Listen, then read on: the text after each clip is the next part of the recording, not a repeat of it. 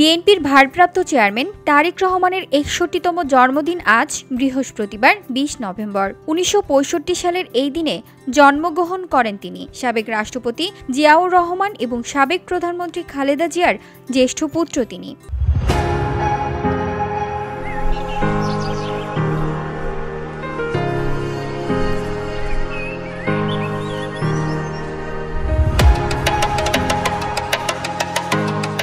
এদিকে জন্মদিন উপলক্ষে কেক কাটা, পোস্টার, ব্যানার ও অন্যান্য কোনো আড়ম্বরপূর্ণ আয়োজন না করতে নির্দেশ দিয়েছেন বিএনপি। বরং যারা এসব আয়োজনের কথা ভাবছেন তাদেরকে অর্থ দান করার আহ্বান জানানো হয়েছে। শৈশবে তারেক রহমানকে বাবা-মা ঢাকার সেনানিবাসের শাহীন হাই স্কুল অ্যান্ড কলেজে ভর্তি করেন, যা সে সময় সেনা সদস্যদের সন্তানদের জন্য নির্দিষ্ট একটি ইংরেজি মাধ্যমিক স্কুল ছিল। তিনি মাধ্যমিক, উচ্চ মাধ্যমিক থেকে শুরু করে অনার্স, মাস্টার্স পর্যন্ত পর্যাপ্ত কৃতিত্বের সঙ্গে উত্তীর্ণ হন।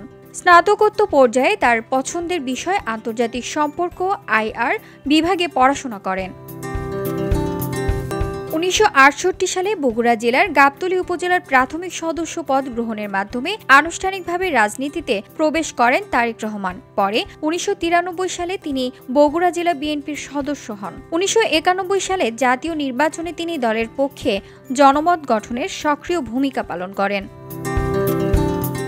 VOD Bangla news desk.